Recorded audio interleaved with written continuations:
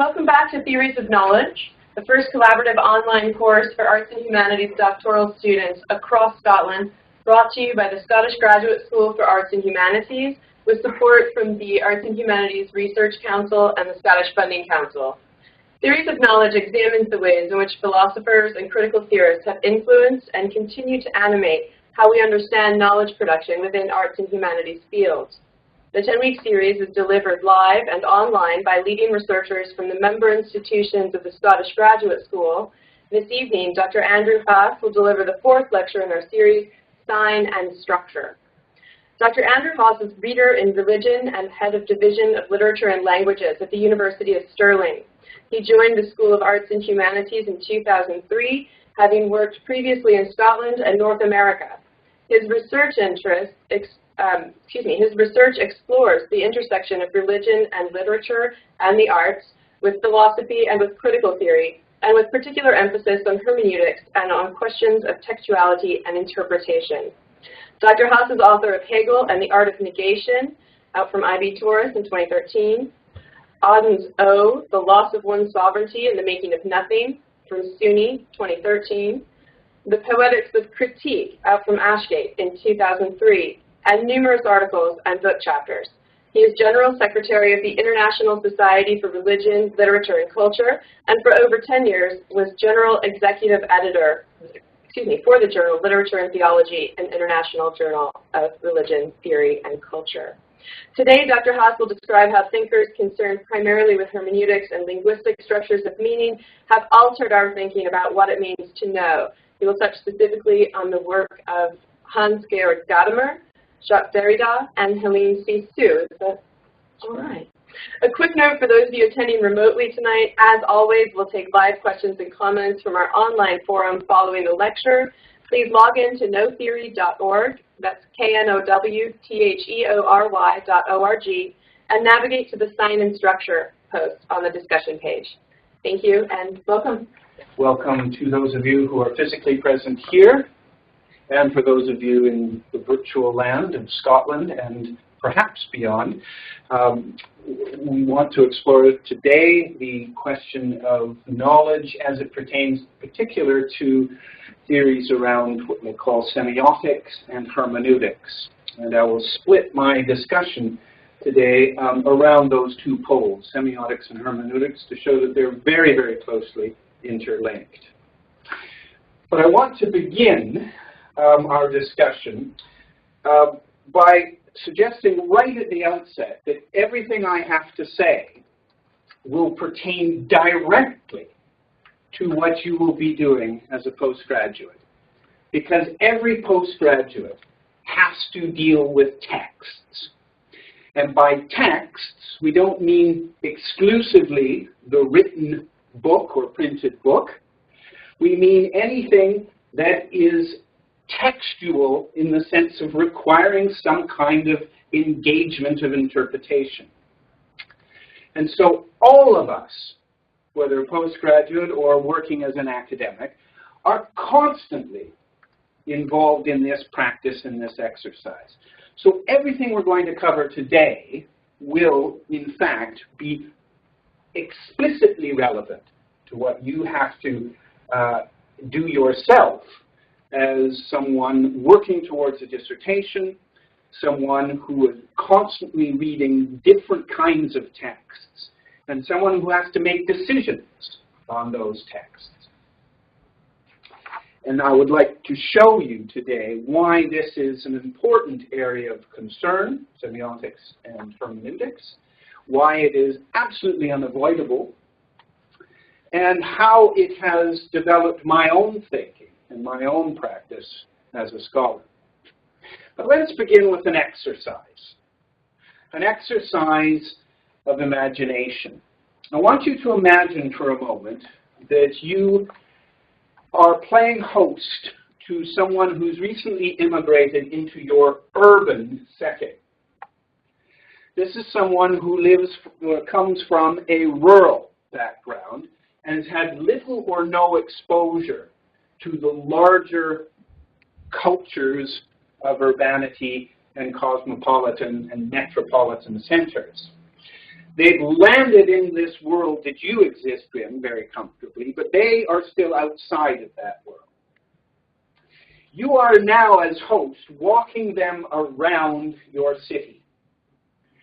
And you are explaining as a good guide the various things that they see. And you get into an area that is full of graffiti. And your guest is looking at these things and wondering what they are, and then stops arrested before one particular graffiti sign. There on the screen are two words. Two words. Elvis Lives. Now your guest scratches her head and is completely confused. She looks at it and says, I have no idea what that means. And you nod your head and say, yes, I wouldn't expect you to know. She says, well, what is it? What does it, what? I don't understand. So you explain. You explain who Elvis is. And you go into the background of this famous singer who was arguably the inventor of rock and roll. You give his history through the various decades from the late 50s onwards, and then culminating in his death and the kind of iconography that has come up around him. And she looks at you extremely puzzled. Said, Elvis lives. I now have enough English to know what I think that is trying to say, but she looks at you and says, is it true? And what do you say? How could you possibly respond to this question? Two simple words. One a name, one a verb. Does Elvis live? Well, you must scratch your head. How do you begin to formulate a response? Do you say, well, in a biological sense, no. He died in 1979 or whatever it was, and he is, we can confidently say, 6 feet under the earth. So in a biological sense, no. But in another sense, because you can already read your guess going, but then why has someone put this up here? In another sense, well, he's very much alive. He's very much alive in culture. He's very much alive in people's hearts. He's embarrassingly alive in the crazy world of Elvis impersonations, which seems to have taken the globe. He's alive in all sorts of different ways. Your guest is still scratching her head because she says, well, how can someone say he lives in that sense when he doesn't live really, but he does live in some other sense? And you see very quickly the problems we have with meaning. What does the phrase Elvis live actually mean? Well, it can mean many things to many people, depending on where they're from, what kind of commitments they have to their culture, to the figure of Elvis, etc., and how imaginative they are in thinking about the term, and particularly the verb, to live. How could we construe this? So there's multiple different ways we can understand this simple two-word phrase, Elvis lives.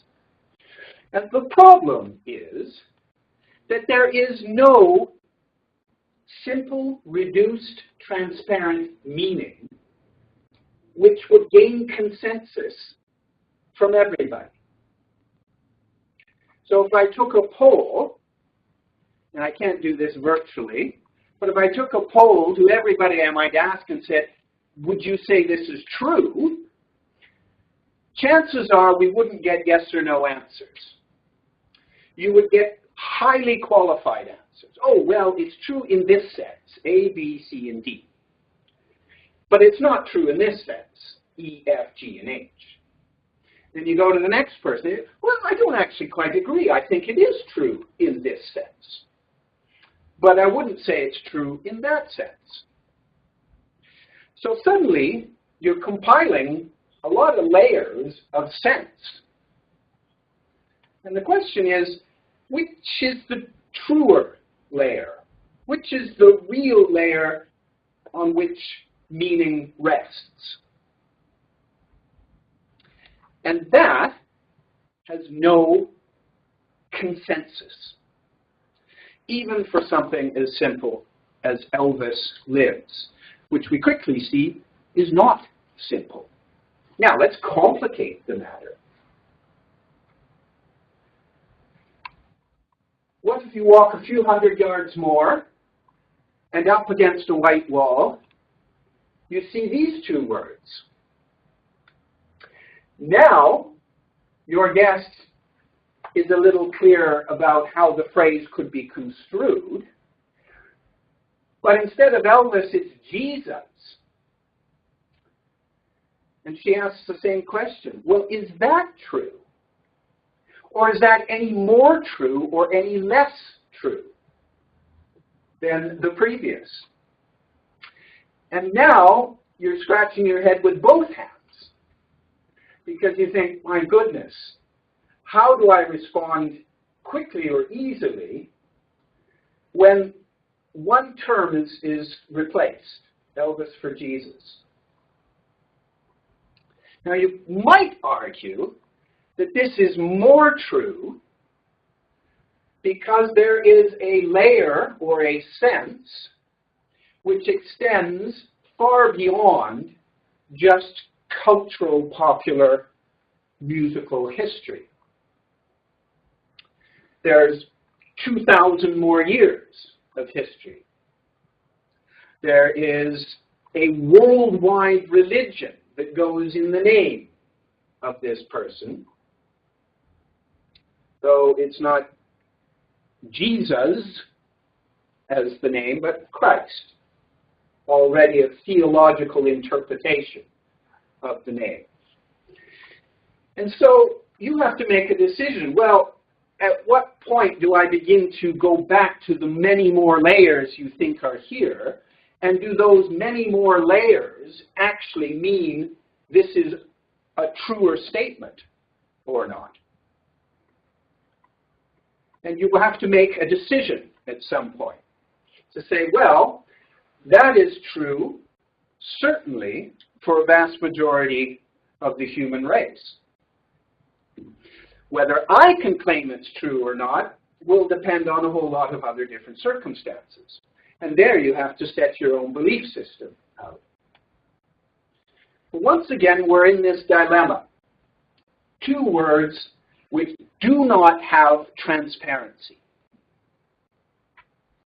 Now, you might argue that the first one, you can claim a bit more about it. Whereas this one is so sedimented with history, for better or for worse, that trying to get down through the various layers becomes extremely difficult. And then you ask, well, where in all those layers would meaning lie? So we have a challenge. There's something about the nature of language which doesn't transmit to us immediately or transparently a meaning on which we can all agree. Even if we are all conversant in the particular language, English in this case, once we get over the linguistic and semantic elements of the terms, we have this whole array of possibilities that we have to make judgments on. How do we take the verb to live? How do we understand this term Jesus, etc.? And the fact that we've seen it on a wall, an urban wall in graffiti, well, this would be very clean graffiti, also adds a dimension or layer to it. We're seeing it in a particular context, written by someone who may have already seen the Elvis Lives 100 yards down the road and felt compelled to respond. And you have to take that into account. Well, what was the graffiti person trying to convey with this? Now, let's take this and push this to the extreme. Let's look at that version of the phrase. Now we've added something which might be uncomfortable for some.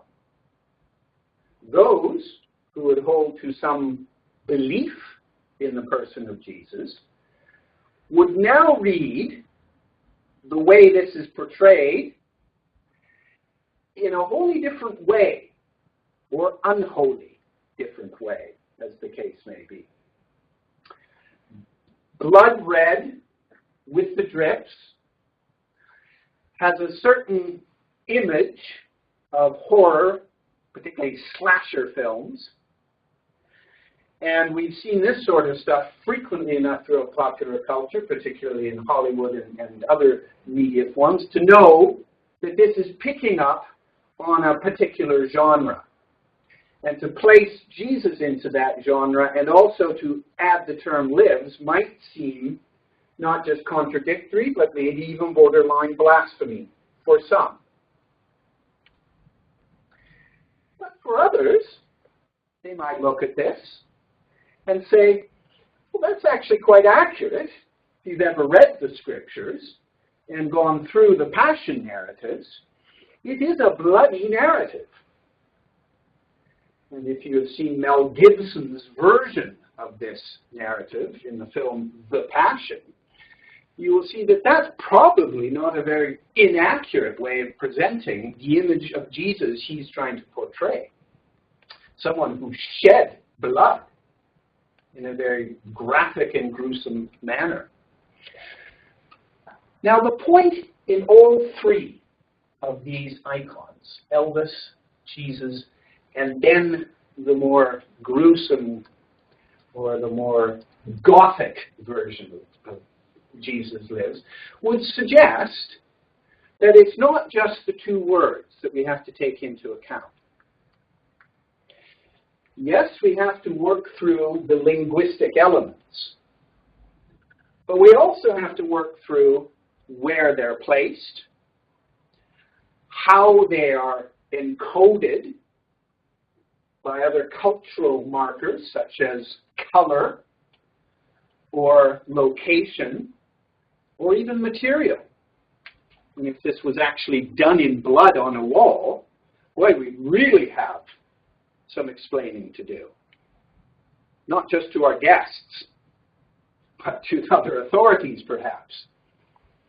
So we are confronted repeatedly with these dilemmas of meaning and interpretation. How do we encode our world, and then how do we decode that once we see it in context? And this invites us into the fundamental dilemma of meaning as a fundamental problem about the nature of knowledge. What is it to know? To know something depends on certain elements of meaning or semantics, and it is the appropriation of that meaning or the retrieval of that meaning into our own bodies, our minds, our communities, our worlds, that constitutes this area we will call semiotics and hermeneutics. But if we look on the screen at the moment, you can see there is a fundamental division or gap that we set up between the word on the one hand and the thing that the word is trying to stand for on the other. Or the text, if it's more than just a word, and of course the text can be more than just words, more than just language, and the person or people reading that text. There is a fundamental divide or a gap that stands between these two. And the best way to evidence this gap is to ask an array of people, what does X mean? And in these sorts of phrases, we will find everybody has a different answer. If everybody had the same answer, we would no longer have this gap. There would be an immediate crossing or correlation between word and thing, text and reader. But we don't have that consensus. And sometimes things get so complicated that we aren't even sure ourselves what something means and can't decide. So if we are faced with this fundamental gap, the probing question that we're going to deal with this afternoon is really on what side of this gap does meaning reside? If I go to look for the truth or the meaning of any phrase, any sentence, any word, any text, do I assume that it is somehow embedded there in the word, in the text?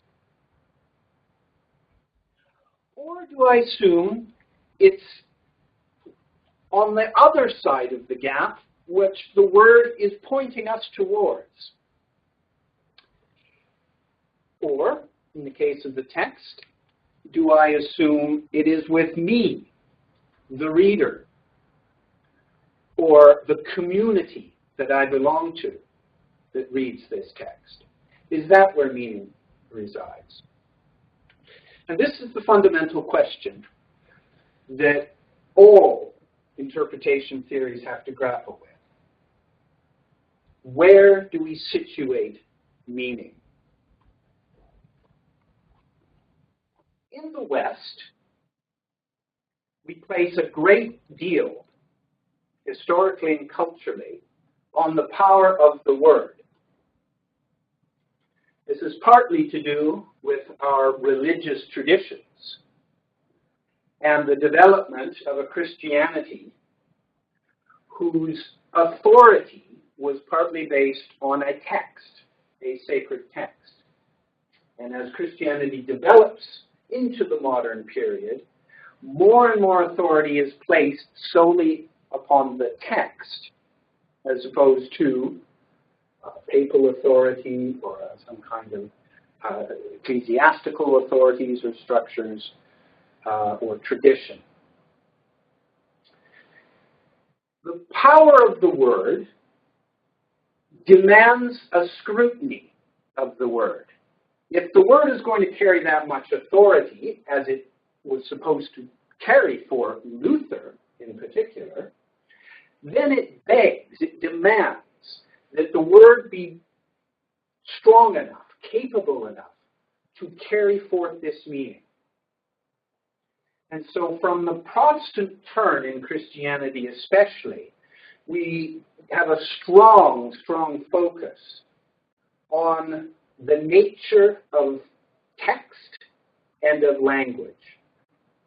And as we move through modernity, and particularly through the Enlightenment, we see this shift from semantics, what do individual words, terms, or phrases mean, to what we call semiotics, which is essentially the study of signs and signification. Now, a lot of what we will cover here might be familiar to some of you. We don't have a lot of time this afternoon to dig into the minutiae of all these theories, difficult as they are, but let me just give you a brief overview of semiotics as it began to develop out of the 19th century and into the 20th century. If we think about signification as a process, we can divide it up into the sign that breaks down into two components, the signifier and the signified. The signifier acts as a kind of vehicle or agent to transport the reader or the viewer to the signified, that which it's trying to point to. In the case of Elvis, those letters, E-L-V-I-S, placed together, is attempting to transport us to this figure called Elvis, the rock and roll singer. That is the signified.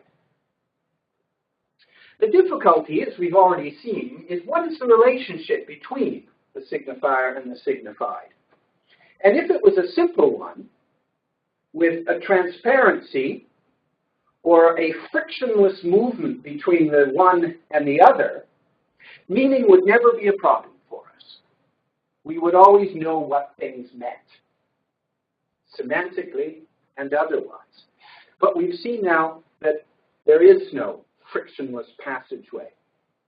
So instead of signifier being coupled together, one of the founding theorists of what he called semiology, Ferdinand de Saussure of the 19th and early 20th century, suggested we should think more in terms of a relationship, the signifier over top of the signified. That when we're talking about signs and the process of signification, we are talking about a certain relationship between the signifier and the signified. Not simply an easy passage from one to the other. So in many ways, this line here, this dividing line, is trying to capture that hermeneutical gap I talked about earlier. Now, this signifier over the signified, on what basis is that relationship set? And Saussure, in his analysis of language and linguistics, was radical in suggesting that actually there is no signified outside that is always guaranteed for every signifier. No, what the signified actually is based upon is a system of relations. So that every signifier is in some way related to another signifier. And it is the linguistic task to actually try and determine what is that relation, or what is that system of relations. So here semiotics becomes a kind of theory that is attempting to universalize our approach or our analysis between the signifier and the signified within a system of relations in a much larger nexus or matrix that goes necessarily beyond just the verbal, as we saw with our examples. So let's take yet another. Now here we have a sign. A sign for whom familiarity will be only for some, though. How many are actually familiar with this sign? 1, 2 in this class, and if I asked of you out there, it'd be interesting to know how many are aware of this. It is a foreign sign for a lot of people, unless they're steeped in popular culture or have been watching the news over the last week about the deaths of very popular people. This happens to be the sign for another popular singer, another kind of Elvis figure for his day, but who has recently passed away, Prince. This was a sign he adopted when he abandoned his own name and went exclusively by this particular configuration. And you say, well, what does it mean? And most people scratch their head. Well, A, we're not even sure what this is meant to symbolize or point to. In other words, we have no idea where the signified lies. But we do have some sense it belongs to this pop culture figure named Prince. We have no idea why he would abandon his name for this, but there you have it. Pop culture figures are always strange, doing things that we cannot understand. Now, in this particular case, we are in a more even complex semiotic relationship with meaning. What could this possibly mean, we say? Is it just a pure substitute for someone's name, Prince, which is already a substitute for probably a birth name of some other kind? And I'm not a Prince fan, so I really don't know what his original name was. But here, we have a symbol, or a sign, which only has meaning by virtue of its relation, or relations plural, with a whole host of different things. If you are not connected into that nexus of relations, that will mean nothing to you. But if you are, if you happen to have been born in the 80s and followed pop, or born, in the 70s or so and followed pop music, this might be a very powerful symbol for you. Yet it shows us the problem. Wherein does the signified lie in this case? Now you could say, well, the signified is, and then we get this phrase.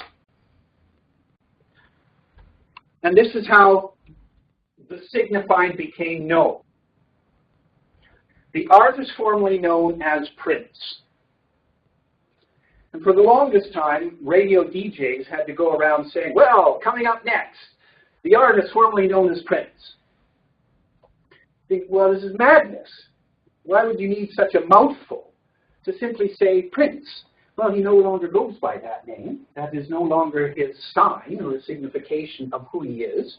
So we now have to resort to this. But what are we resorting to? Well, just another set of signifiers, aren't we? One of which already has the old one there, Prince. But we know he's an artist, and something's happened to abandon his name, and he now has this long phrase. So we say, well, what does this mean? Well, no one really knew what it meant at the time. Since, and certainly through all the publicity of the last couple of weeks, we now have a better sense of what this means. And we know that Prince abandoned his name, not out of some kind of stunt for more popularity, which clearly would have backfired because people were more confused than anything, but out of a political or economic statement. He was struggling with his record company at the time. He was not getting the freedom he was wanting, felt constrained, and the only way he could release himself from his obligations contractually from the record companies is to abandon the name Prince and to move into some other kind of substitute. But this is really just promoting Saussure's point, that when we have a sign and we try and stabilize its signified, we see that we really are required to go just to other signifiers. So that ultimately, what this relationship is based on, what linguistic systems and relations ultimately come down to, according to Saussure, is not some kind of stable meaning that sits out there in the world, and it is our task now to go find it and link it up appropriately, but in fact is based on difference. This word gains its power and its meaning because it is not that word. This signifier is a signifier precisely because it differs from that signifier. But as for the words themselves, there is no inherent meaning. There is no necessary connection between the linguistic components, P-R-I-N-C-E, and something out there which never changes. Now, I hope you can see how disturbing this might appear to a lot of people. Because if you begin to tell the world that the language they use actually has no inherent meaning to the signifiers it's trying to point to, well, you can all nod your heads when it comes to practical and natural realities of our world. Okay, so T-R-E-E doesn't necessarily have to correlate with the thing out there that has a tree trunk with a trunk with bark and leaves and everything. It doesn't have to do. We could call it something different. We just arbitrarily come up with that word. It might have an etymological history, but really we could say anything. We could call it a glop if we wanted to. And as long as we all agreed that GLOP would be the new signifier for formerly known as a tree, then we would all agree. And then we'd go on happily. But that doesn't happen. The problem, though, isn't at that level. It's what happens when you take terms that are a little more difficult to pin down, but are a little more heavily invested with value. So what if we said the word justice? What if we said the word love? What if we said the word law? What if we said the word God? If, as Saussure's semiology is suggesting, any of those words do not really have a stable signified, but are simply caught up in a web of relations of other signifiers, you can see how that might be a little disturbing, or in the case of some of these terms, very disturbing. Are you telling me there is no such ultimate thing as justice, or of mercy, or of love? Structuralism, a term that you might have heard, begins with Saussure, not necessarily to revel in these disruptive theories of linguistics, but to try and strip back some of the layering, the webbing that goes around these relations. So in the case of Elvis Lives, we saw that there were multiple levels, but when we went to Jesus Lives, suddenly the layers got very thick indeed. And structuralism was an attempt to say, well, okay, let's agree. Linguistically and semiotically, there are all these layers in place. But let's try and clean them up. Let's try and do some brushwork and settle it into a neat and maybe reduced system or framework, which we can then kind of bring down to its very essence, or structure in this case, and this is where we get structuralism. In other words, those relations can be studied or determined irrespective of their historical context and even of their authorial intention. Now, for young researchers, this is starting to perhaps apply. When you start to take historical context and authorial intention into suspension, when you start to think, well, okay, we can look at meaning without having to rely exclusively on how it is historically contextualized or on what the author was actually intending it to mean, then you're in a very different methodology. You're in a very different set of assumptions of what you're trying to get out of your text. I would suspect that most of us, most of you, still work on the idea that there is something called authorial intention. And in fact, you can see it's implicitly built in to everything I say here. Saussure wrote a book in 1915, and this is what he said. That's an assumption. I'm working with this assumption all the time. But what if we challenged it a bit?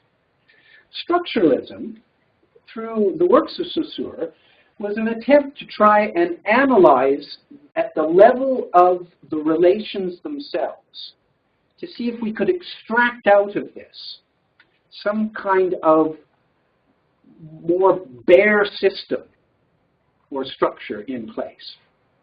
And Saussure then splits up the word speech in the French terms between parole and langue. And he says that, well, what we want to analyze, especially when we come to any civilization or culture's own linguistic habits, yes, we all agree there are the specifics of the language, the dialects, the variations, the tongue, the English language, we might say.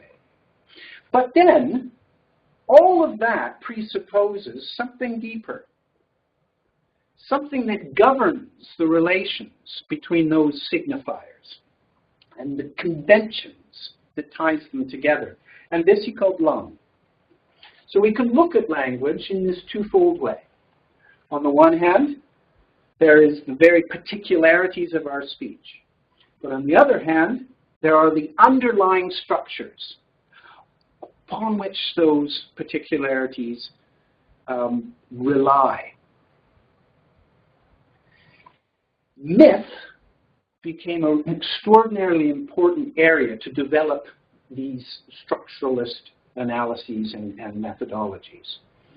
Why? Because if you look at the nature of myths or mythology, they're already reduced down. They're already structured in such a way where a lot of those particularities are not operating. You can think in big generalized terms with a lot of the myths.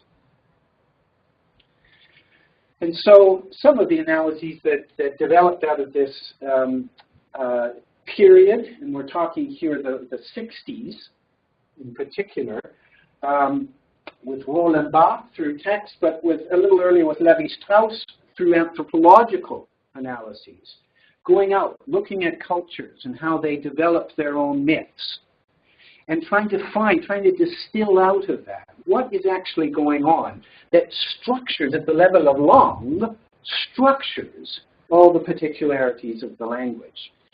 And in doing that, we don't have to worry about whether we have access to the author. The author in some ways is almost immaterial. In fact, Barthes goes so far to say that we don't even have to consider the author from the outset. And he quite radically proposes a death of the author.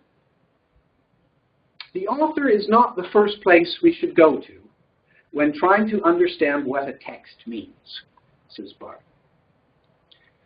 The author is herself or himself already caught up in the system of relations.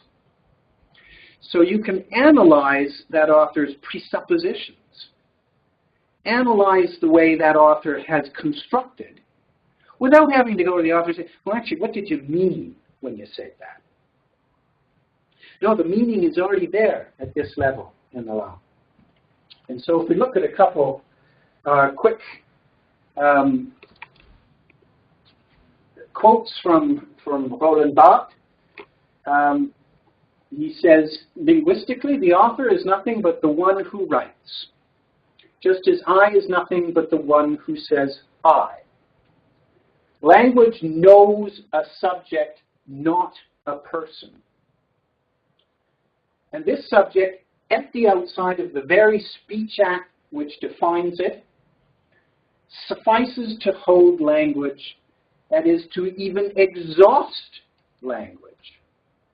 So it's not this individual person standing outside, but it is more this subject caught up within the relations. And the difference here is that the subject is inextricable with the system of the structure, whereas the person is this privileged individual author that kind of stands outside and has this great authority over everything.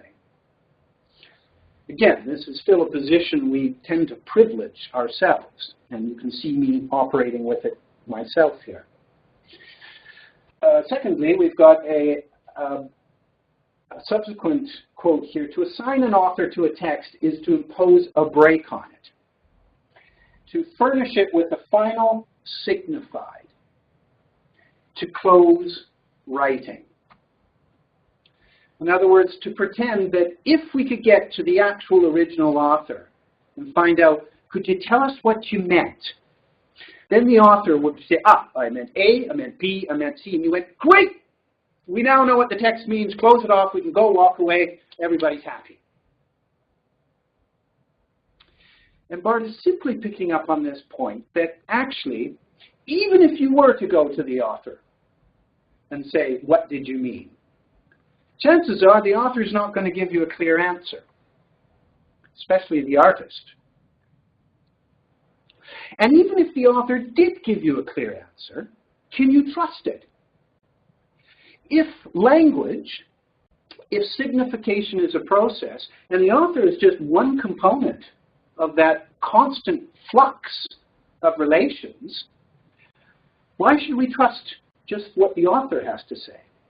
Will there not be a whole host of other relations that we have to take in account? We have to go to the culture, we've got to go to the way phrases and languages are used, we've got to go to other texts. We've got a whole web of different possibilities in which we might construct meaning of some kind. Now, if you didn't think this was radical enough, let's push the envelope a bit, shall we? This envelope is the world that pushes us into something called PostStructuralism. We would just add a post here. And here we can think of the work of Derrida as representative in some way. Though Derrida is a constant, misunderstood thinker in our contemporary world, he's often considered as the bad boy of postmodernism, simply because he's got most of the negative press. I don't want to show you, but essentially what he was working with here was a challenge or a critique of the kind of structuralism that Barthes had proposed, based on Saussure, but carrying the logic to its further extent. So Derrida comes along and says, all right, you have a system of relations, and somehow in this system we get the sign, the meaning. Sign equals signified over signifier. So that's fine, but what does that system presuppose itself? Well, that system presupposes a certain totality, a closed totality. That somehow we can capture all of the realities, all of the truths that are out there, even if we're just reducing them to their structuralist levels, mythologically, for example. Derrida says, well, if the signified is really only based on difference with other signifiers, if the signifier is really based only on other signifiers, where ultimately do we ground this totality that would make sense of the system. Every system has to have a kind of framework for it in order to be a system. Where do you get that framework from? If nothing is only other than another signifier. So he pushes this to its logical conclusion. He says, well, actually, differences are nothing other than an endless deferral of the signified. The signified is never something you ultimately capture. Because what you finally call the signified can be broken down into just another set of relations of signifiers. The artist who is formerly known as Prince. Or we take something more invested in people's lives, something like Allah. What is Allah? There's a signified. Well, then you have to go to a whole host of other terms, other names, to talk about Allah. 100 names of Allah, for example, or other. And this happens repeatedly with the most valued terms and ideas and words that we have in our culture. There it is, just pushing this. And one of the things he does is he takes a neologism, and it works only really in French, différence. Normally this would be spelled with an E, here. But he changes the E to an A. In order to capture this double sense, the difference is both something that is different, but it is also differing. French captures both of these together, difference and differing. And this is the basis of this term deconstruction, ultimately, this notion of difference. What I've called here deliberate misspelling of the French verb différer, which means both differ and defer. So, to capture this sense, what we're really just talking about here is the idea that if we could go to the author, or if we could get outside and isolate the signified face to face. So let's forget about TREE. Let's just go outside there, hug that tree, say, there's what we mean. There it is, there, that's what I'm talking about, the tree. Then we have exactly the stable signified we're looking for. But there it is, yes, well, all you're doing there is just transferring it into another set of relations. Now from TREE to this gesture and this verbal moment of the tree, here, this, it. And those don't get us to any more stabilized signified. That's still another full set of relations. And this is what the term différence is meant to capture. Différence. That there is nothing, Derrida famously said, actually outside the text. Every move that we take is within the nexus of relations. So that ultimately we are stuck within and can never get outside to the signified. And this is where the term deconstruction comes in, the most abused term in the English language right now. Far and away the most abused term. No one really employs it the way it should be employed. It is a deliberate combination of construction and destruction. And what Derrida is trying to show us here is that language is predicated upon both a self-disruption. It can never really ever get to the point it wants to get, leap over that gap, or it is always deferred. Every time we try and get it, it's like the carrot and the stick. We try and get it, and we never get it. But we keep going. We keep going necessarily in this constant chain.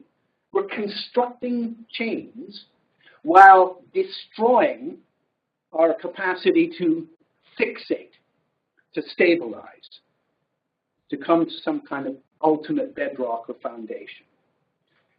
And deconstruction is a feature of language that disrupts the meaning of all sense, the meaning of any terms that we would. There's an internal, inherent force of deconstruction, Derrida says, always at work within our language.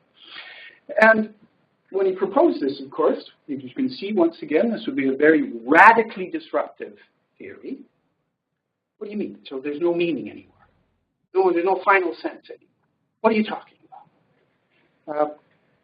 People just got all very much up in arms that somehow our entire edifice of truth and reality was foundering on this whole idea of difference and deconstruction, because language can't actually stabilize itself. I'm not going to read these quotes out here, the longer quote here. I'll just, for those of you who will have these slides, you can go away and look at them and read on them up. I'm not going to cover every last bit of it. We just don't have the time. But here's an important one in this famous essay of 1967, Structure, Sign, and Play in the Discourse of the Human Sciences. If totalization is no longer has any meaning, it is not because the infiniteness of a field cannot be covered by a finite glance or a finite discourse, but because the nature of the field, that is, language and finite language, excludes totalization. The nature of language.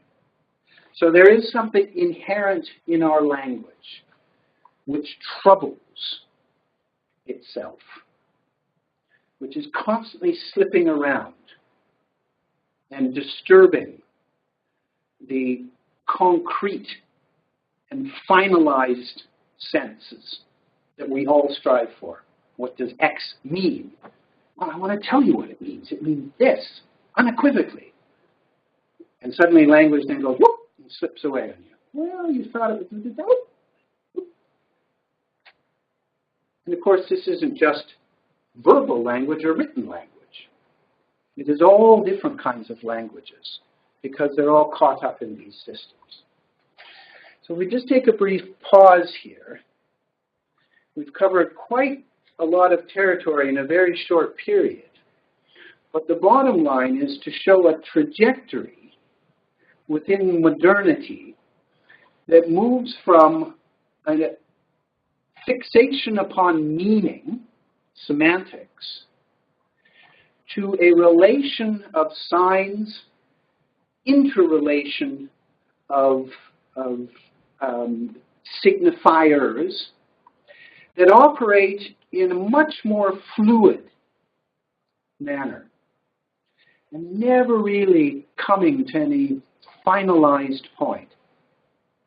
And the theories that I'm suggesting here are those that have given substance to what is ultimately insubstantial about language.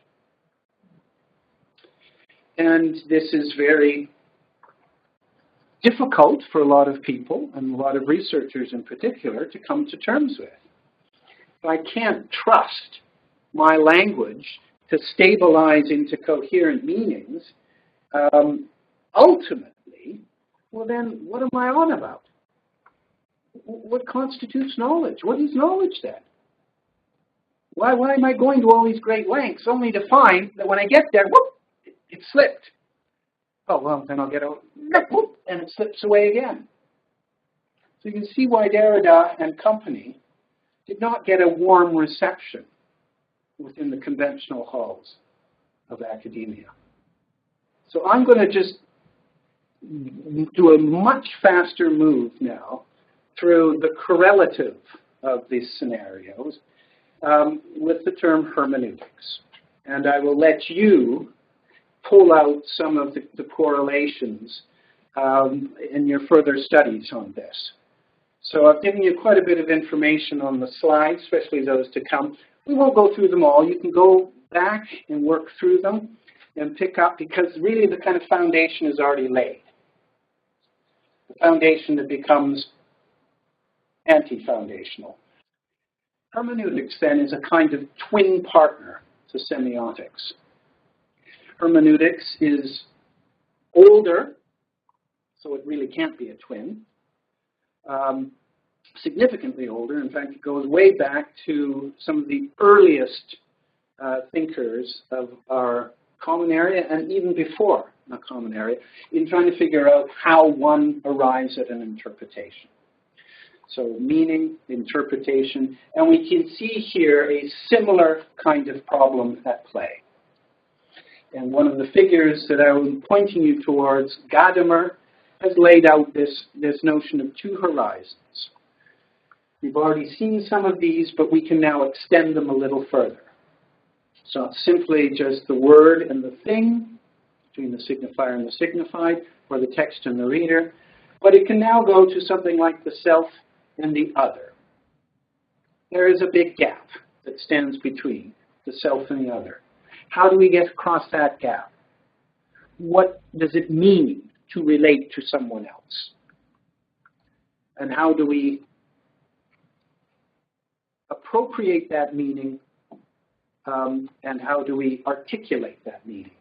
And then, of course, ultimately, because this is where hermeneutics really gets its original impetus, ultimately it's the human and the divine.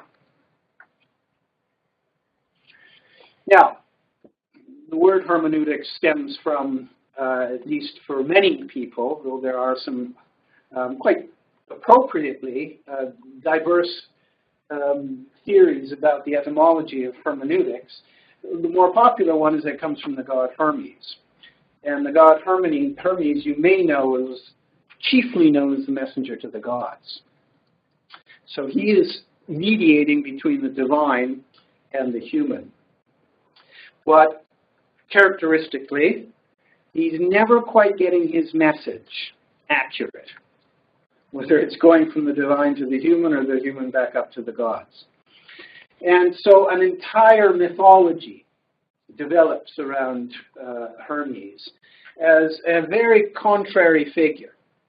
And you can look at these contrary aspects of him. He's, on the one hand, he's a trickster. On the other hand, he's there to guide safe passage between things. All these characteristics tie nicely into the problems we've just been spelling out. How do we get from the one place to the other, safely, confidently, and with some assurance that the passage we are taking is the right one? How do we do that?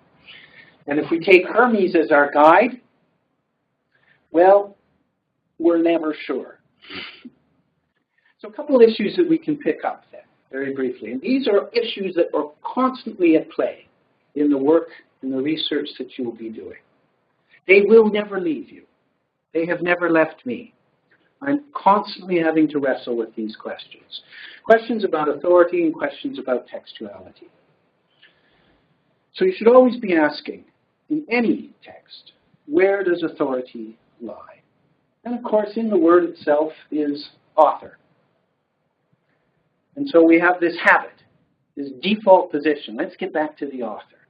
If we just get back to the author face to face, we would solve the majority of our problems. But with the author, of course, comes this sense of authority. The author is the last place and the final place of authority on any sense of meaning. But where does it lie, this authority? Can we trust it in the author? Is it more in this side, the reader? Do we come with the authority for any kind of meaning of a text? Or are we caught up in a community itself? Who has the power to determine where this authority should be placed? Author, reader, community, etc. Someone's doing that all the time for us, whether we're aware of it or not. Someone is constantly making these decisions for us. So ultimately the question is, who's determining the right interpretation for anything? Who's granting the power to say, yes, that is a correct interpretation, and no, that is not. Now let me tell you, one of the things that you are embarking upon in your postgraduate degree, whether at the master's or the doctoral level, is precisely this negotiation between the power of interpretation. You will rely on the first parts of your journey on your PhD supervisor. They are the ones with the authority. They are the ones saying, ah, you've got that wrong. Go away, rewrite it. No, I don't like that. Write it again. But at some stage in the journey, and any good supervisor will know this, any good supervisor worth his or her salt, you release that authority into your disciple. And the disciple then becomes the expert. But how do you negotiate that? Now, at some point close to the end of your doctoral work, if those of you are in your doctoral work, you are actually becoming the expert in this field. And you've got to assume at some point an authority for what you're writing, even above your supervisor. Oh, I know it's shocking, but yes, even above your supervisor. That's one of the issues that you learn to negotiate here through a kind of hermeneutical dialogue. Now, the second question then revolves around the question of the text itself. What is the text? What are we talking about when we talk about a text? Is it really just the conventional text that's bound and published and sits in the library? Well, we know now that is not the convention anymore. The convention of the text is out there in the internet, and it sits on some kind of web link with a URL. That's now becoming the conventional text. But is that all that we're talking about? No, no, no, no, no. It is not simply that which is written. The text or textuality is anything. I want you to be thinking about this very importantly for your own work. Is anything that requires an interpretive stance. Anything. And you will quickly see there's not much in life that doesn't qualify. There really isn't. So I'm standing up here now.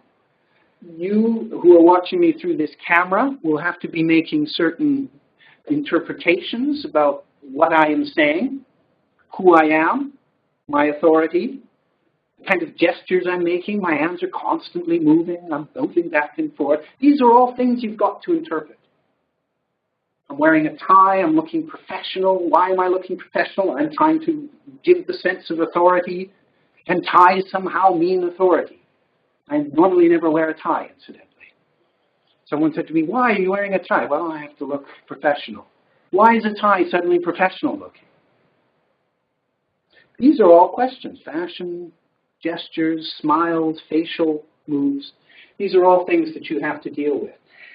So you need to be constantly asking the question, over what am I now standing that requires interpretation? And you'll quickly see that, like Saussure is trying to teach us, we are constantly caught up in this web of relations all the time. Now, if we had more time to develop Gadamer's position on hermeneutics, we'd find a fascinating double horizon between what he calls truth and method. And this would then move us more closely into the kind of methodological approaches that we're taking to each of our work. So that, on the one hand, we are trying to find the knowledge that higher education seeks after in any one particular discipline. But on the other hand, we have a certain methodology that we're being trained to follow in order to extract that knowledge in the most accurate and cogent way. And hermeneutically, Gadamer is asking us to think more carefully about this relationship. And is it as transparent as we like to think? Particularly as a lot of our methodologies, in fact, really the majority of them, are driven and are increasingly driven by methods that assume a kind of scientific paradigm. And here, Gadamer sets up this twofold distinction between truth and method in a way that asks us to put them together in a much more contentious manner. So really it should be truth or method in his texts. And you can read through, and I encourage you to read through some of Gadamer's hermeneutical negotiations between what, on the one hand, we presuppose as fact and knowledge through the paradigm of the sciences. But in those presuppositions, we are making all sorts of decisions that exclude other questions, other positions. And it is the hermeneutical task, it is your task as a researcher to be constantly aware. What am I excluding when I make these decisions, when I adopt these methodologies? And how can my exclusions be taken on board within my own research? So hermeneutics then becomes a way of negotiating between not just one narrow methodological restriction, but what Gadamer calls the whole of experience, including our language. Our language is part of our whole experience that we cannot simply take as a given for what it means and how it conveys knowledge. Gadamer is challenging us to think and broaden our scope into the whole of experience, so that when we say this means this, we are taking into account our very being in the world and the kinds of linguistic strategies, conventions, all the things that presuppose what makes a system, methodologically or otherwise. Now, we'll move towards an end here. You can read these longer quotes yourselves, but there is a circle that we get caught up in, which is nicely captured by this phrase from Truth and Method: all playing is a being played. So if we go back to our original divisions, and we think about the word and the thing, or the text and the reader, and we say, well, where does meaning lie? The word play here is very important. And I've tried to work this out in the slides for you. And you can go and try and follow that along hermeneutically. See where I've embedded the ideas of play in here. But there's a play that goes around in a circle. So that is as much you taking a proactive stance to try and find out what this means, how can I know this, but you are also, in doing so, being played constantly by the signs, by the signification process, by the language you're adopting, by the system of relations. And so you're in a kind of circular movement or dance all the time. And it is important that you are constantly aware of this dance, and you make that dance or that play an important part of your journey, your research journey. So it's not simply about you having to isolate the truth of this particular area of interest or research and then presenting it, ta-da, I've mastered it. I've mastered it. And there it is in my dissertation in all its glory.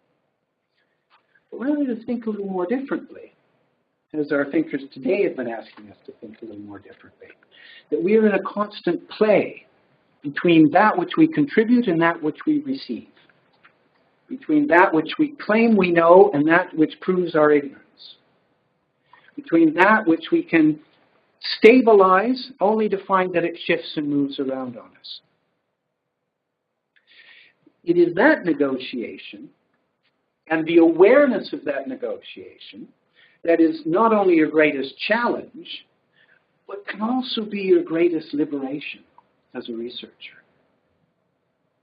Don't think that you're going to master your topic and stabilize it into this meaning of knowledge that will then just sit there statically for the rest of the time. No. Knowledge is constantly evolving. You are constantly evolving. We are constantly evolving. Our language is constantly. We're in this flux. You never step into the same river twice. I will leave it here and allow some questions and dialogue so that we can maybe tease out some of the further things. Lots of slides still to digest, for you to go away and not digest, but we've spent plenty of time now trying to get some of the essentials down, and this gives us a chance now to maybe interact.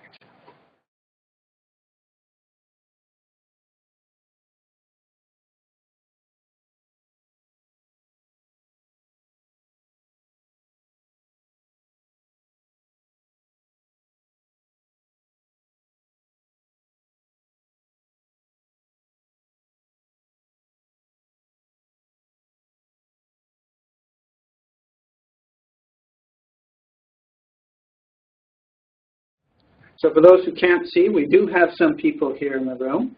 It's not bursting with numbers, but we encourage anyone to pose any question.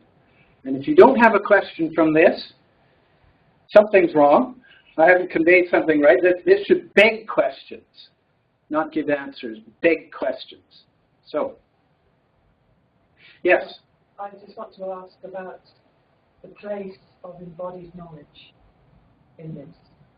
Good. The question was, what is the place of embodied knowledge? Excellent question. Embodiment is an important term, a very important term, because we tend to think of language in more abstract ways. Words are symbols, signs, and yes, they have vestiges of the physical. But the direction we always are encouraged to travel is away from the physical, isn't it? But language is itself embodied. It's always coming from within, whether that's through our speech, so the very vocal apparatus that we use to convey our speech, or whether we physically engage with some other form of language, through writing, through typing, through reading, through encounter on the street with graffiti or what have you. And implicit in the question is also the sense that our bodies are a kind of language. I have a very particular kind of language I've been conveying, even though if your mics died somewhere along the way or our audio malfunctioned, you would still get something. God knows what. I fear a bit, but you get something just from my bodily gestures. So language is always embodied. I would encourage you to read Hélène Cixous's work on the nature of writing, called Coming to Writing Especially is what I've given, where she talks very much about the embodiment of language. Look at the first phrase here. How do you make meaning circulate when what comes forth is the signifier, the scene, and then look where she goes from here. An unfurling of a hallucinating carnal sound. It's a real thick, fleshy embodiment who surges up in your throat through your muscles. So, we have to learn not only to read signs that are pointing away from the physical, but signs that bring us back to our very enfleshment, to the kind of gutturalness, visceral aspects of our conveying of any kind of meaning. Meaning just doesn't come in abstracted forms. It is always embodied in some way. So we must take that into account. And this is why you see shifts, particularly within humanities, more towards these areas like material culture, for example, or questions around the body even in the more abstract disciplines of philosophy, constantly going to the body, phenomenology, etc. So it's a very good question. Now, to tease out exactly what that means would take another 4 or 5 hours just to start. But you get the sense of where we could go, and Cixous is a good person to travel along with here. Thank you.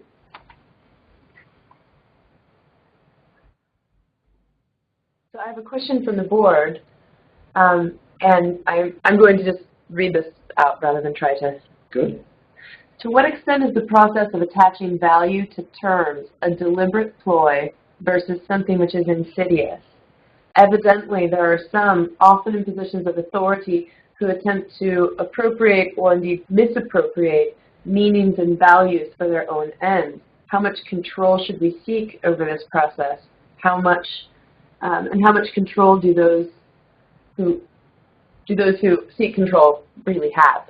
Excellent question. It's about the relationship between language, this signification process, and value. Now, let's be absolutely clear about one thing. There is no such thing as a valueless language. Language, by nature, by definition, always comes laden with value, always. You cannot somehow create some kind of neutral space in language or a vacuum in which it is valueless. It always is. Sometimes the value is more evident than others, sometimes it's more potent than other times. But never is it without value. Never. So our opening little imaginary scenes of Elvis and Jesus, heavily laden, those terms. But you could find different levels of value all the way through there.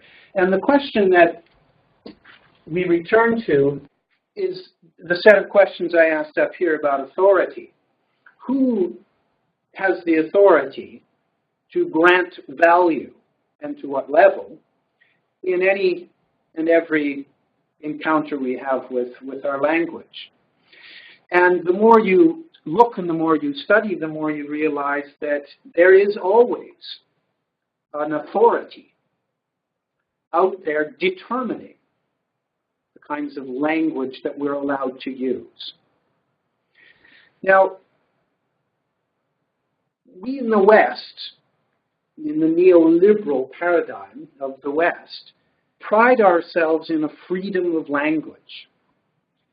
And we have this sense that, unlike other regimes or political systems, our system is the most open, the most disconnected from those kinds of authoritarian and oppressive control mechanisms. And if you have learned anything over the last 5-6 years, if you've learned anything from Edward Snowden, if you've learned anything from the revelations that keep coming out about who controls what, Panama Papers or whatever, you will know that the West is just as complicit, and even more insidiously so because it's more behind the scenes than any previous communist regime or any other kind of totalitarian regime.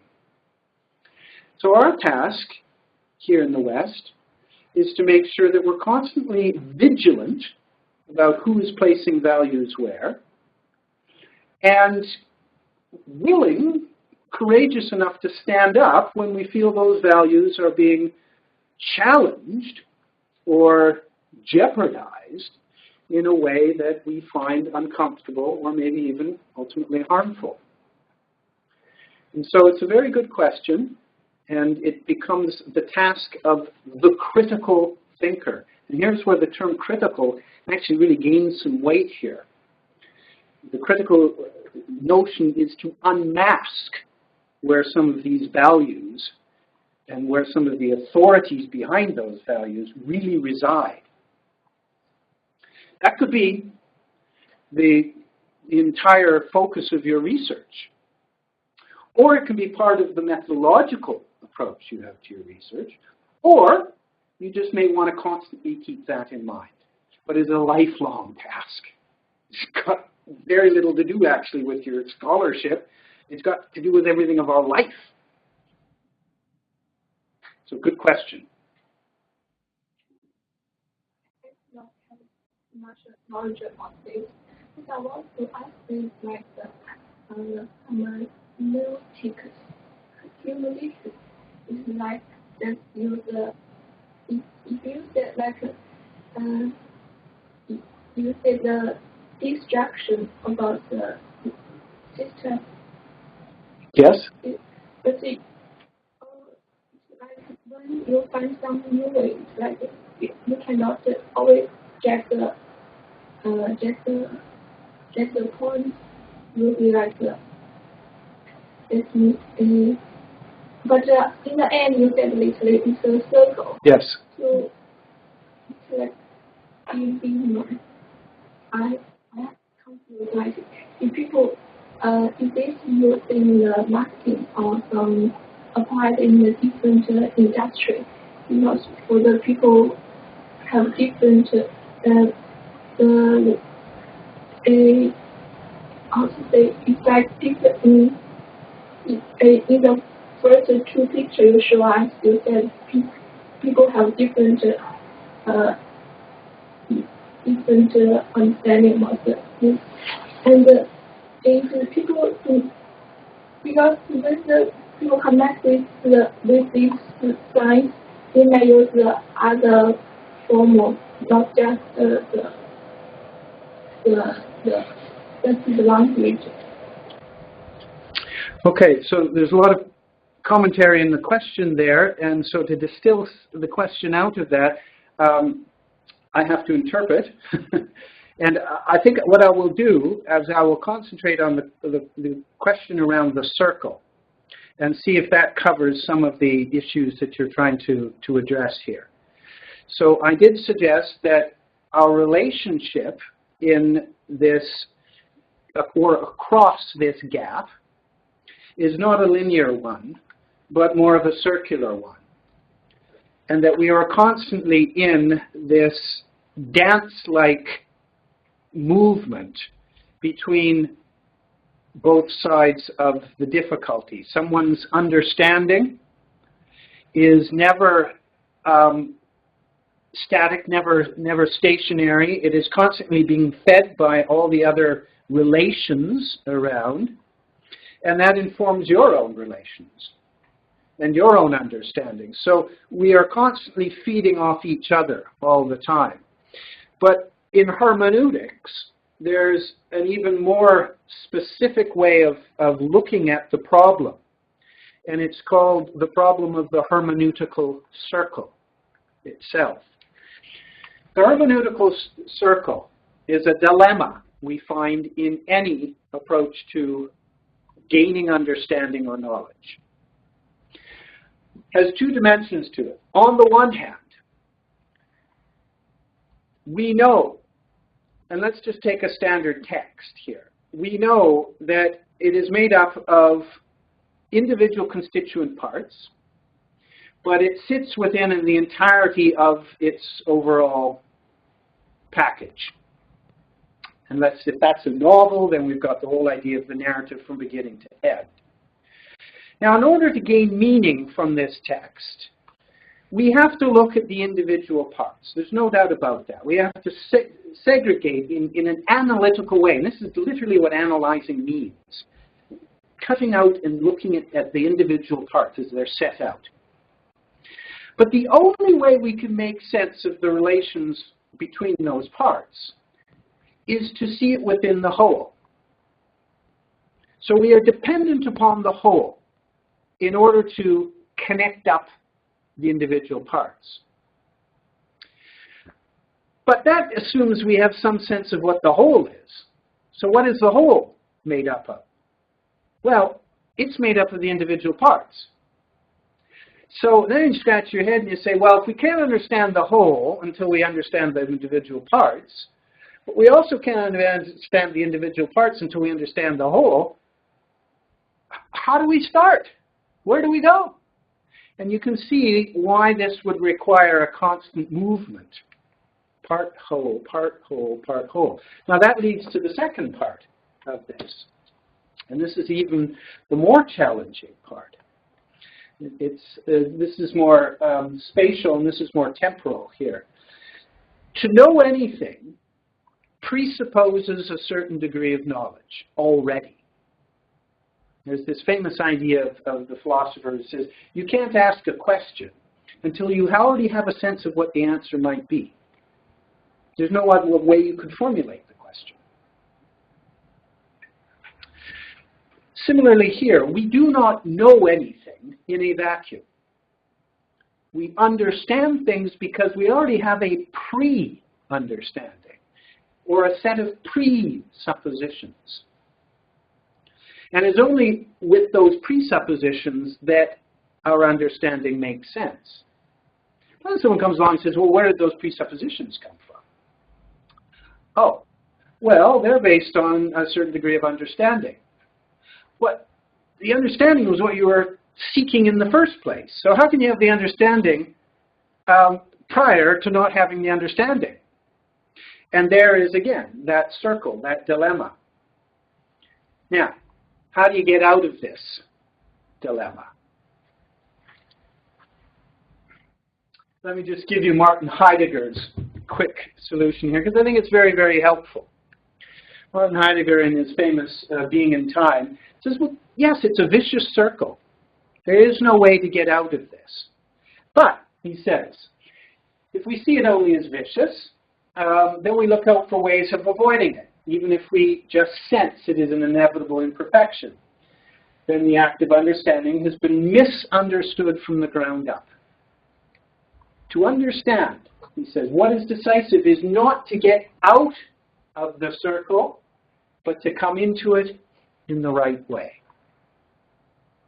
It's not to try and avoid it as if we ever could, but is to enter it in the right way. So maybe an answer to, or partial answer to your question, is we find these dilemmas all throughout our research. And we ask ourselves, how do we overcome this dilemma? I'm obviously doing something wrong. And Heidegger's little sense here is not to abandon it and say, oh, I got to start all over again, but to see yourself in this constant movement, this circular movement. What is the right way? Well, that's part of your task. But the task is never, I found it and now I move on. The task is always in this circular movement. Sometimes they talk about the hermeneutical spiral as well, as it's kind of moving up. I have several from the board. I'm going to read them in order, rather than kind of skipping around. But one person was asked, could you comment on the relation between hermeneutics and the interpretation of the moving image? For example, feature films, please. I'm a film studies student, and I'm currently focusing on realism in relation to cinema. It strikes me that this is another way of thinking about the gesture and the body in kind of another way. Excellent. Yeah. And were you going to add one to that, or should I just address that? Let's do that one, and then I'll do that. Okay, yes. Moving image is just another text. Absolutely, another text. But we know, if you're in film studies, that it is a very elaborately constructed text. And there's no better example of the quote-unquote system of relations than the film industry. What does it take to make a film? Even if you are the most individual of auteurs out there, you still require this army of people who are constantly making decisions with you, for you, against you, to try and develop this collaborative moving image that we see on the screen, which is a very powerful one, because the moving image is really, what happens is we become the camera.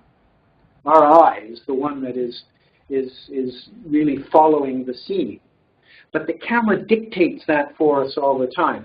So the hermeneutical task here is not only to see the web of relations, the nexus that is the film industry and all the components that make up a film, but also to negotiate between how the camera acts as a kind of all-seeing eye that then you assume yourself as the viewer. And then you have to be very careful. Well, the camera is dictating how and where I'm going here. This is why watching film is so much easier than watching a play.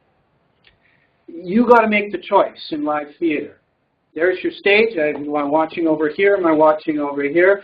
Oh, now there's 3 or 4 things going on. Now, which one do I? You're constantly making choices. It's hard work, theater. Film, constantly making the choice for you.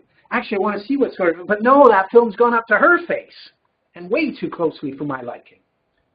But you have no choice. Now, part of your hermeneutical negotiation is to be aware of this. Say, why is the camera doing this? What is it forcing me authoritatively to view, to watch? From what angle? With what lighting? Etc., etc. So a whole host of hermeneutical issues. Very good. The next question, and this relates to a question from last week that I'm also going to bring forward, because this is about kind of the relations among these thinkers, and I think particularly Barth, Derrida, and maybe Damon, who didn't come up today, but who came up last week, often get lumped together, particularly when we are trying to dismiss the insights of deconstruction, perhaps. Not we specifically, someone else. So this is a question about the difference between Barth's notion of structuralism and Derrida's post-structuralism. That's the first part. And the second part is about how the insights of deconstruction, or the instability of language, gesture, text, etc., affects scientific discourse where, at least so we say, the target is transparency of meaning, bedrock truth, good, so on and so forth. Good. So, super. Roland Barthes has an interesting journey himself, and he, within his own career, moves from structuralism to post-structuralism himself. So his last texts, or the latter part of his career, has already followed the quote-unquote logical conclusion which Derrida in 1967 is pushing him towards. So Barthes himself can see that if we construct this structural paradigm in order to analyze certain texts, the ultimate authority or bedrock with which we have to totalize that system increasingly becomes less available, to the point where Barthes ultimately realizes we don't have that ultimate authority, and therefore he says, let's play in the text. One of the texts he has is called The Pleasure of the Text. It's a great phrase, and it's something you as researchers constantly need to hold on to, by the way. The text is something that is a great joy to be playing in. It's hard work, and it can be serious work with major consequences. But the moment you lose the joy in playing with it, you should think twice about your career trajectory. You need that joy in order to bring out its fullness. Now, what both Barthes and Derrida introduced, I think in a very healthy way originally, was this sense of the pleasure again. The academia was starting to lose this sense of the text closing down in on itself and becoming its own autonomous little world. And Barthes and Derrida, both together, but in this path in which Barthes himself was able to join eventually, was able to open this up. And of course it has profound implications, this kind of pleasure, for not simply the aesthetic text, but for texts that are claiming to have some kind of factual basis to them, the scientific texts. So then the question becomes, well, do those texts deconstruct themselves? Now, a word of warning about this idea of deconstruction, because it really plagued the 1970s in particular. What excited all the literary critical theorists of the time, especially at Yale and otherwise, who were inviting Derrida and all these people over, was, great! Wow, we finally got something that can take us in a new direction and open things up. But they turned deconstruction into a kind of technique, something that you come and impose on the text yourself. How do you deconstruct this text?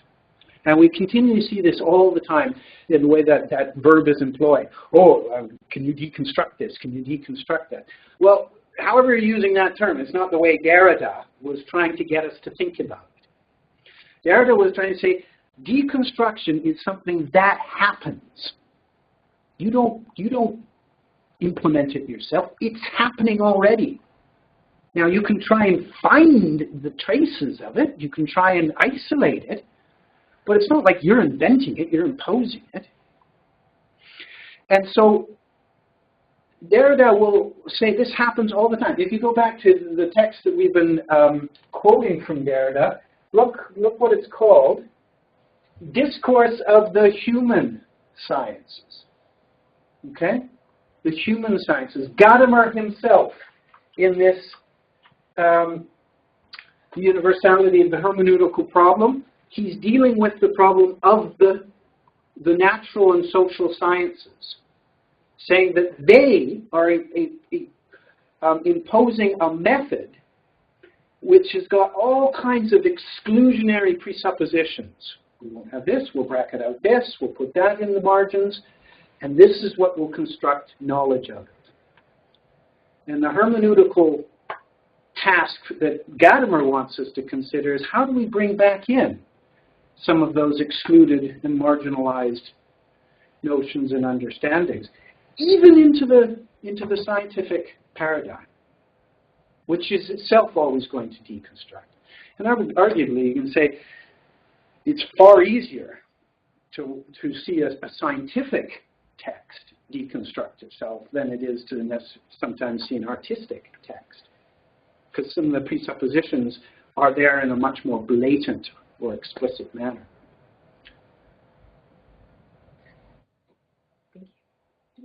Okay, I just have two more from the board, and then we'll be done. This is about urban design. I think it's really interesting because it's asking us not to think about people or gestures or screens, but about buildings and communities. So in an urban design context, globalism can be said to result in a commodity-inspired culture. When looking at a city building as one's community, then a symbolic construct where image plus branding or signifier plus signified create a kind of cultural identity. Yeah. So just as we were talking about the value-laden language and text, that there is no such thing as a valueless text, so too in the way that we construct our spaces, our world around us, architecturally or in terms of urban design, all of that is laden with value. Now, you might say, well, it's just a building, and we happen to put a park beside it. You know, there's purely pragmatic reasons for this. No. As a good researcher, what you'd want to do is say, well, no, the way that we have understood space in this context has already come with its own presuppositions, already caught up in a web of relations, and that we are constructing, or we are trying to construct, a certain vision of the way we think we situate ourselves in the world as citizens, as human beings. So the kinds of laws that we come up against in terms of building codes or in terms of urban planning, the restrictions that are in place, the way that we might, understand what an inner core is and an outer core, the way that we would see a suburb as more affluent, and then we have less investment in other areas of less affluent, and the way that all that develops, constantly valued with every move that we make.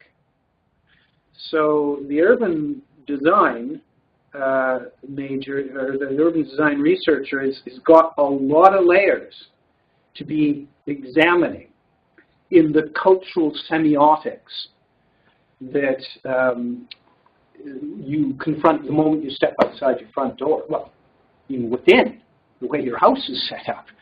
The commodities, you talked about commodities there, the things that you buy and put in your house, are already determined. Your values already there. And then we're not just talking about trends and you know, fashions. We're talking about values, ultimately. So, we have one more? I do have one more, and it's a contrary question. So, oh, good. Yeah, we're going to finish with the contrary. We're going to fix it. We'll finish with something contrary. Well done. The lecture began with the assertion that the implications of deconstruction are irrevocable. Like taking LSD, you're never the same afterward. One response to deconstruction, however, might be to say, okay, so language is foundationless. There's no absolute metaphysical ground to meaning. But once we accept that meaning is socially constructed, that we produce meaning through shared, if tenuous and constantly evolving social processes, why can't we stop worrying about metaphysical foundations? Excellent question. I don't find that contrary at all. I'm not contrary at all. I did mention a certain anxiety that arose from some of these theories, and I was simply trying to point out why the conventions of the day would bristle with certain theories. But we've come quite a ways. Well, deconstruction has by no means been off limits for its own critical examination. Derrida himself has taken a very long and varied path throughout his career, moving eventually into religious questions and law questions and questions of things like friendship and such. So nothing static here about the notion of deconstruction. Why should we worry? It's a good question. It's not a case of worrying. I'm not trying to set up new anxieties for anybody. On the contrary, I hope if you look at the direction of the slides, you see an emphasis on playing, in all the senses of playing. And playing isn't about finding the difficulties and the challenges and then worrying and finding yourself paralyzed. On the contrary, it is about opening up new spaces. And part of this is those new spaces might be, I don't agree. I think Derrida got it wrong here. I think Saussure got it wrong here. I think so-and-so got it wrong here. Many of these theories we've been talking about here have well been superseded. I'm not talking about the currency of the moment. But they are theories that are important in the sense that we just can't ignore them. We can't say, well, they didn't happen, we will just leapfrog over them. If you do that, then you'll miss a very important cultural shift in attitudes and thinking that is perilous to your own understanding of your world. You've got to take this on board. What you do with it, after that, it's completely up to you. And whether you would say, well, why worry about it? You know, we are living in a post-metaphysical age. Sure we are. What does that mean, though? What does that ultimately mean? Let's ask that question. What would it mean not to worry? And is not worrying ever a good position to be in? There, I'll throw that back at our questioner. Should we ever be in a position where we're not worrying? Is that a worrying position? Okay, I'll leave it at that. Well, on that note, thank you very much for a wonderful talk and wonderful questions. Indeed, thank you. We'll be back next week in Glasgow to talk about performativity and gesture, I presume. Thank you all who were here with us today. Thank you. Okay, thank you.